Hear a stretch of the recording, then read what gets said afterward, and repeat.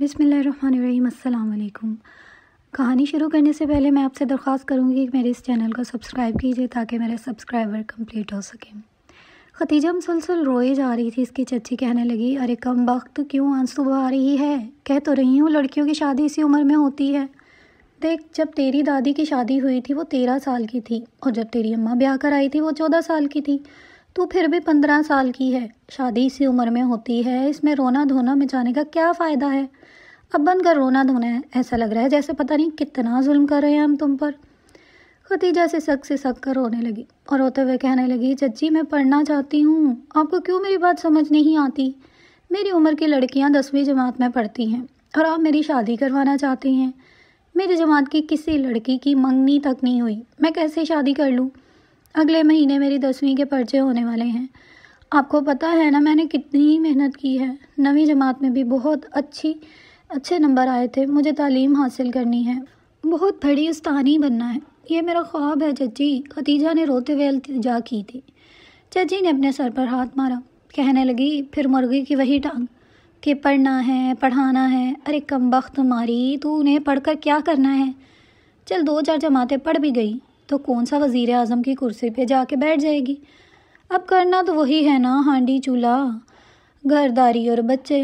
دیکھ میری اپنی 4 بیٹیاں ہیں اور اس پر تیرے ماں باپ دنیا میں رہے نہیں، اس لیے تیرا بوجھ بھی تیرے چاچا پر پڑ گیا ہے۔ بار بار اچھے رشتے نہیں آتے، اب چھوڑ اس پڑھائی کی باتیں۔ 10 دن بعد نکاح ہے تیرا، اور نکاح کے بعد تیرا شوہر تجھے شہر لے جائے گا۔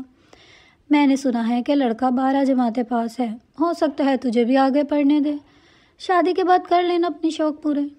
چچی کی بات سن کر ختیجہ نے اپنے بہتے ہوئے آنسو پونچھے تھے۔ اسے لگا تھا جیسے چچی ٹھیک کہہ رہی ہیں، اسے اچھے کی امید رکھنی چاہیے۔ اگر شوہر پڑھا لکھا ہے تو اسے بھی تو پڑھنے کی اجازت لازمی دے گا۔ چھوٹے چھوٹے سے خواب تھے اس کے، شروع سے ہی اپنی جماعت میں اول آتی رہی تھی، اپنے ماں باپ کی اکلوتی تھی، اس لیے بڑے ناز و نخروں سے پلی تھی۔ لیکن ماں باپ یہاں ساتھ چھوڑ کر کے تو جیسے ختیجہ سے جینے کا حق تک چھین لیا گیا تھا۔ چچا غریب تھا، 4 بیٹیاں بھی تھیں، چچی کی عادت بھی اچھی تھی، لیکن بہرحال اپنی بیٹیوں کے ساتھ ختیجہ کا بوجھ اٹھانے کے لیے تیار نہ تھی۔ ختیجہ کو یہ امید تھی کہ شوہر پڑھا لکھا ہے تو یقیناً اسے بھی تعلیم ضرور دلوائے گا، اس لیے صبر کر کے گھر پر ہی بیٹھ گئی۔ 15 سال کی تھی، گھر کے کام کاج اس کی ماں نے اس سے کم ہی کروائے تھے۔ چچی نے بھی زیادہ روک ٹاک نہ کی تھی، نہ ہی گھر کے کاموں کی طرف لگایا تھا۔ ختیجہ چونکہ اکیلی رہ گئی تھی، اس لیے چچا چچی اپنے کرائے کا مکان چھوڑ کر یہیں شفٹ ہو گئے تھے۔ 10 دن بعد ختیجہ کا نکاح ہو گیا۔ راسم شکل و صورت کا تو اچھا تھا، لیکن مزاج کا بالکل بھی نہیں، غصے کا بہت تیز تھا۔ تعلیم بس ڈگریوں تک ہی محدود تھی، اس کی شخصیت میں جہالت بھری ہوئی تھی۔ نکاح کے فوری بعد ہی اگلی بس پکڑ کر اپنے شوہر اور سسرال والوں کے ساتھ شہر روانہ ہوئی تھی، اور گھنٹوں کا سفر کر کے وہ اپنے سسرال پہنچی تو سر چکرانے لگا تھا۔ اپنے کمرے میں اس کی نند اسے چھوڑنے آئی تو کمرے کا منظر دیکھ کر اس کا دماغ گھوم چکا تھا۔ یہ کمرہ تو بالکل خالی تھا۔ وہ ٹکٹکی باندھے اپنی نند کو دیکھنے لگی تو نند ناک سے مکھی اڑاتے ہوئے بولی، بھابھی جی یہ کمرہ بھائی کا تھا، جسے ہم نے 2 دن لگا کر خالی کیا تھا کہ آپ ٹرک بھر کر جب جہیز لائیں گی تو مہنگے والا فرنیچر یہاں سیٹ کیا جائے گا، مگر خیر آپ تو خود ہی منہ اٹھا کر صرف تشریف لائی ہیں۔ یہ سن کر ختیجہ کا دل تو گویا کسی نے مٹھی میں جکڑا تھا۔ غیر لوگ تھے، آخر کہتی بھی کیا؟ کہنے لگی کہ میں بیٹھوں گی کہاں؟ جواب ملا، فرش پر بیٹھ جاؤ، قالین بچھی ہے۔ تنزیہ حسین نند جا چکی تھی۔ شادی کے نام پر ختیجہ کا پہلے ہی دل ڈرا ہوا تھا، اور جہیز کے نام پر اسے ایک چیز بھی نہیں دی گئی تھی۔ اسی وجہ سے شوہر اور سسرال والوں کا موڈ بڑا خراب تھا۔ وہ آنکھوں میں آئے آنسو پوچھتے ہوئے قالین پر ہی بیٹھ چکی تھی۔ نہ جانے اب آگے اور اس کے ساتھ کیا کیا ہونے والا تھا۔ راسم جب کمرے میں داخل ہوا تو بہت غصے میں تھا۔ اس نے تو ختیجہ کا بھی لحاظ نہ کیا کہ وہ ایک دن کی دلہن ہے۔ کہنے لگا کہ تمہارے گھر والوں کو داماد کی عزت کا کچھ نہیں پتہ کہ کیسے کی جاتی ہے؟ خالی ہاتھ انہوں نے تمہیں بھیج دیا ہے۔ کیا بیٹیوں کی شادی یوں کی جاتی ہے جیسے تمہارے چچا نے تمہاری کی ہے؟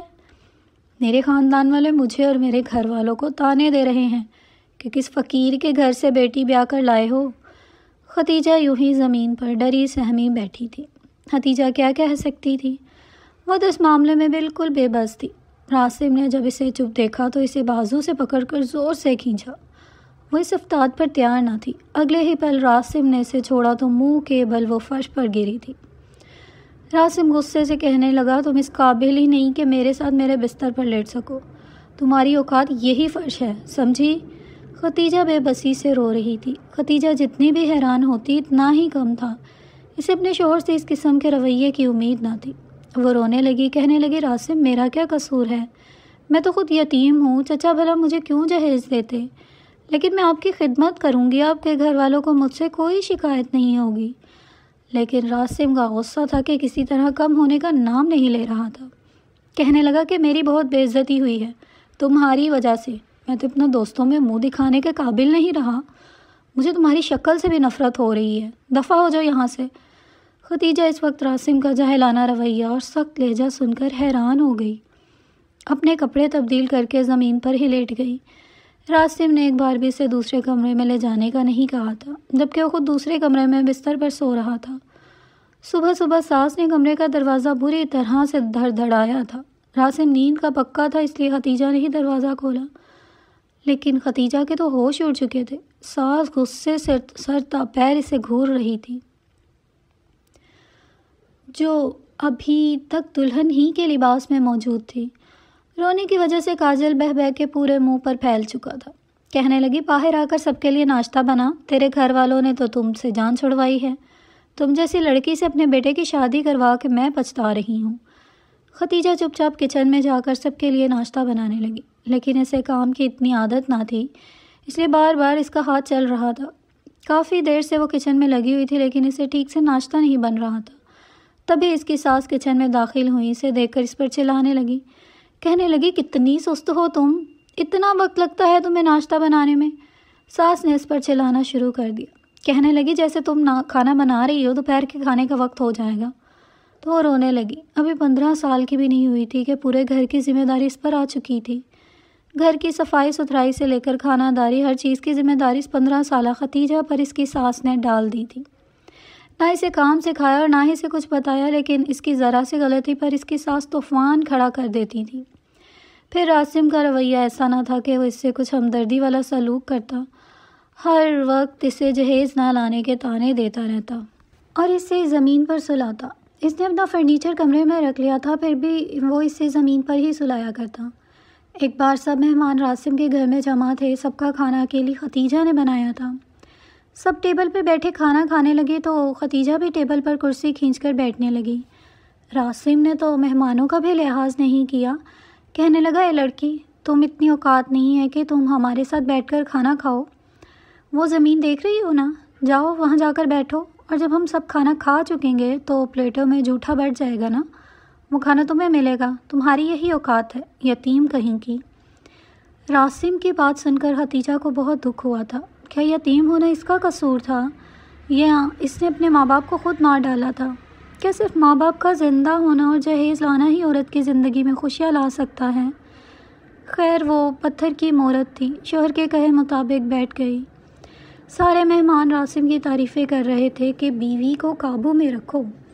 سب مہمان کھانا کھا چکے تھے، سب کی پلیٹوں کا جھوٹا کھانا ایک پلیٹ میں جمع کر کے راسم نے ختیجہ کے سامنے زمین پر رکھا تھا۔ کہنے لگا، کھاؤ، یہی اوقات ہے تمہاری۔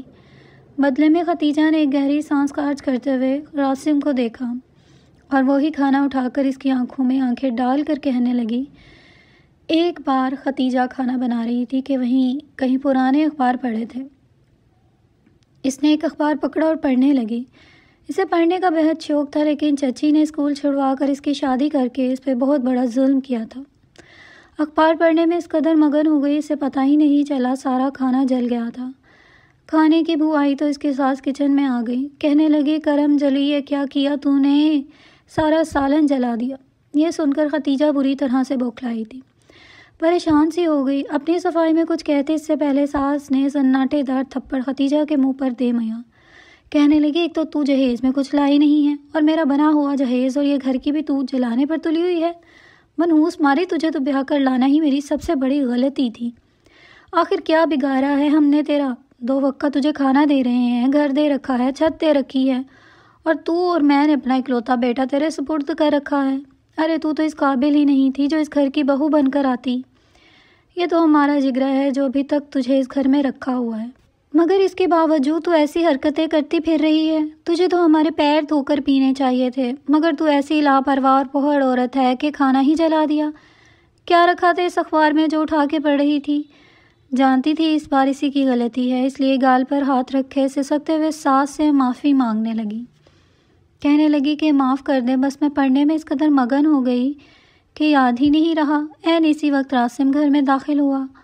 گھر میں داخل ہوتے ہی کھانے کے جلنے کی بو اور دھوئیں سے وہ کھانسنے لگا۔ ایک تو ویسے ہی وہ غصے میں تھا، اس بدبو نے تو اس کا دماغ ویسے ہی خراب کر دیا تھا۔ غصے سے چیخ کر کہنے لگا، یہ کیسی بو پھیلا رکھی ہے کہ سب ناک میں روئی ٹھونس کر سو رہے ہیں، یہاں کسی کو دکھائی نہیں دے رہا کہ کھانا جل رہا ہے۔ بیٹی کی آواز سننی تھی کہ ساس کا تو مزید منہ کھل چکا تھا۔ وہیں ختیجہ کو تو جان کے لالے پڑ چکے تھے۔ ساس نے پہلے کم بے عزتی کر دی تھی جو اب راسم بھی آ چکا تھا۔ اگر ساس راسم کو بتا دیتی تو نہ جانے وہ اس کا کیا حشر کرتا۔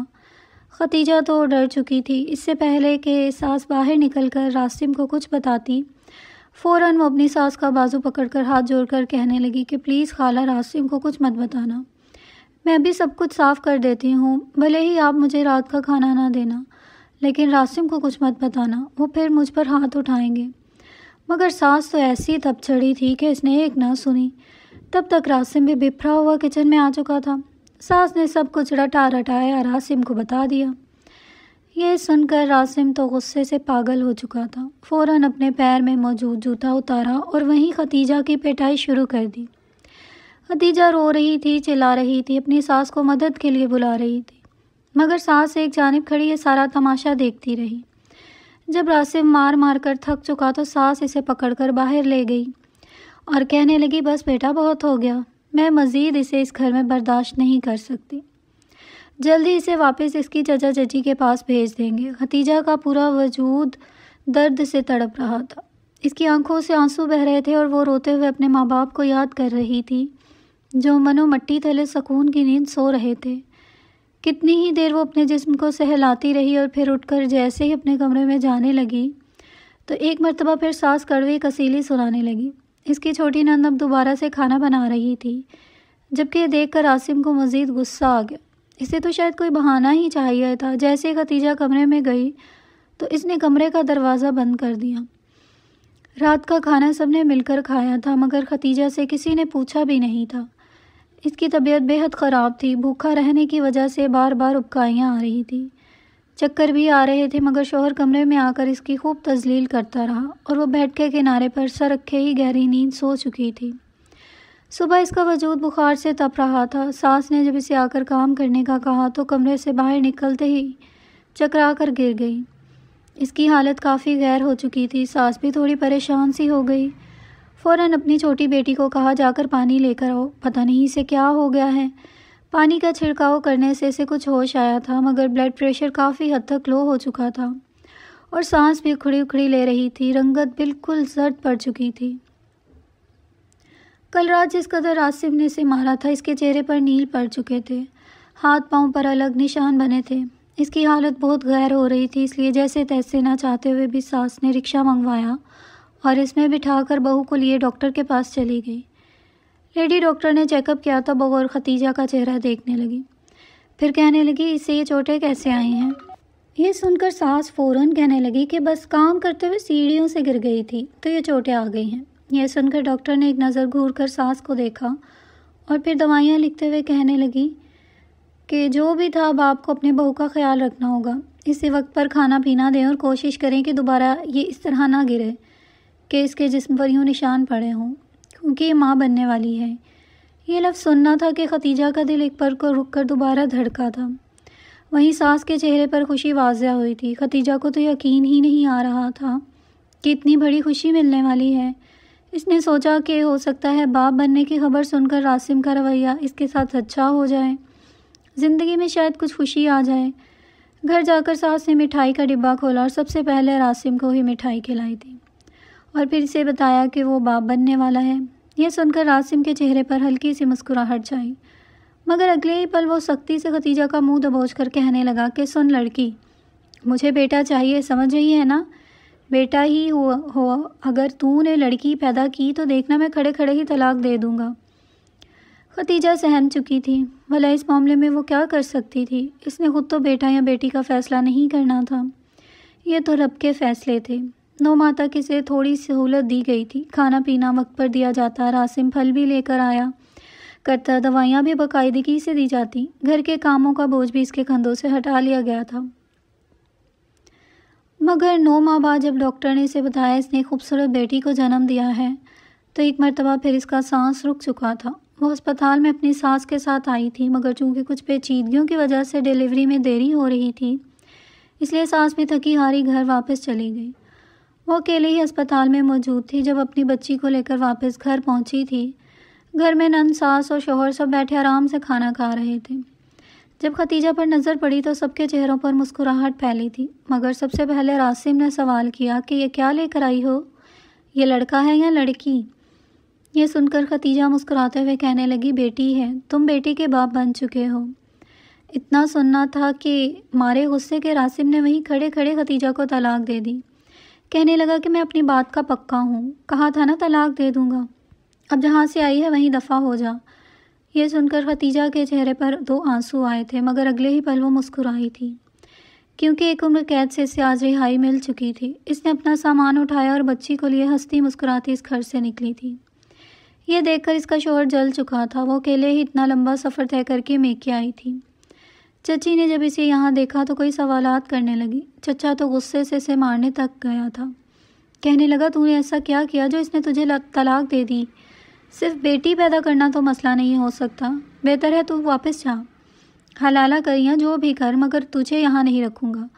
اتنا سننا تھا کہ پہلی مرتبہ ختیجہ نے اپنا منہ کھولا، کہنے لگی، چچا یہ میرا گھر ہے، میرے باپ کی ملکیت تھا اور اس پر اب میرا حق ہے۔ اگر آپ کو یہاں رہنے سے مسئلہ ہے تو بہتر ہے آپ لوگ یہاں سے چلے جائیں، کیونکہ میں یہاں سے نہیں جانے والی۔ یہ گھر میرا اور میرے بعد میری اس بیٹی کا ہے۔ وہ دن اور آج کا دن دوبارہ کبھی چچا نے اپنی زبان ختیجہ کے سامنے نہیں کھولی تھی۔ ختیجہ نے ہمت نہیں ہاری تھی، بلکہ اپنی پڑھائی پرائیویٹ طور پر دوبارہ سے شروع کی تھی۔ اپنے ابا کا کاروبار جو چچا سنبھال رہا تھا اسے اپنی نگرانی میں کر لیا تھا۔ وہ اپنی بچی کا خیال بھی رکھتی اور ساتھ ہی بچوں کو ٹیوشن بھی پڑھانے لگی تھی۔ جیسے جیسے اعلیٰ تعلیم حاصل کرتی گئی بچی کو بھی ساتھ اسکول میں پڑھانے لگی تھی۔ ایسے ہی کر کے اس نے اپنی بیٹی کو پروان چڑھایا تھا۔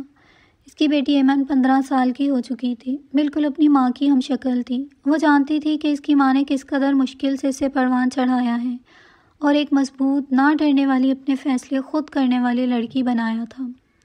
ایک روز جب ایمن اسکول سے واپس گھر آئی تو اس کے ساتھ ایک شخص موجود تھا۔ گھر میں داخل ہوئی تو اس کی آواز سن کر ختیجہ پریشان سی ہو گئی تھی، کہنے لگی، کیا ہوا بیٹا، سب خیریت تو ہے؟ ایمن کہنے لگی، اماں مجھے ایک فقیر ملا جو بڑا ہی بھوکا تھا، آپ پلیز اسے کچھ کھانے کو دے دیں۔ یہ سن کر ختیجہ نے اپنی بیٹی کے سر پر بوسہ دیا اور کہنے لگی، میں ابھی سے کھانا دے کر آتی ہوں، تم فریش ہو جاؤ۔ اس نے کھانا ڈالا اور جیسے ہی ایمن میں صحن میں اس بیکاری پر نظر دوڑائی تو کھانے کی پلیٹ اس کے ہاتھ سے چھوٹ کر زمین پر گر چکی تھی، کیونکہ وہ تو راسم تھا، اس کا سابقہ شوہر۔ راسم نے جب ختیجہ کو دیکھا تو اس کی آنکھیں حیرت سے کھل چکی تھیں۔ وہ میلے پھٹے کپڑے، کہیں مہینوں سے بڑی ہوئی داڑھی، راسم بکھلائے ہوئے انداز میں چلتا ہوا ختیجہ کے سامنے آیا اور اسے دیکھ کر کہنے لگا، تم ختیجہ ہو؟ تبھی ایمن کمرے سے باہر آئی اور کہنے لگی کہ اماں آپ نے ان بابا کو کچھ کھانے کو دیا کہ نہیں؟ یہ سن کر راسم ٹوٹے پھوٹے الفاظ میں کہنے لگا، یہ تمہاری بیٹی ہے، وہی جس کے پیدا ہونے پر میں نے تمہیں طلاق دے دی تھی۔ اس سے زائد ختیجہ کو سننا نہیں چاہتی تھی۔ اس نے ہاتھ اٹھا کر راسم کو خاموش کروا دیا، ایک نظر اس کے وجود پر ڈالی اور پھر چہرے پر ایک طنزیہ مسکراہٹ آئی تھی۔ واپس مڑی اور جو کھانا صحن میں گرا تھا وہی اٹھایا اور لا کر راسم کے سامنے رکھ دیا۔ کہنے لگی، یہ کھانا اٹھاؤ اور یہاں سے نکلو، دوبارہ یہاں آنے کی کوشش مت کرنا۔ یہ منظر ایمن نے دیکھا تو کہنے لگی، اماں آپ یہ خراب کھانا انہیں کیوں دے رہی ہیں؟ آپ نے تو کہا تھا جو خود کھاؤ وہی دوسروں کو کھلاؤ۔ آپ رکیے، میں صاف کھانا لے کر آتی ہوں۔ ایمن نے تازہ کھانا لا کر راسم کو تھما دیا۔ یہ منظر دیکھ کر راسم کی آنکھوں سے آنسو نکلے تھے۔ اسے بہت کچھ یاد آیا تھا، مگر وہ کچھ بھی بولنا نہیں چاہتا تھا۔ اس نے جو کچھ کیا تھا وہ اس کی سزا آج بھگت رہا تھا۔ وہ روتے ہوئے ایک نظر ختیجہ پر ڈالتے ہوئے گہری سانس کر کے خارج کر کے وہاں سے چلا گیا۔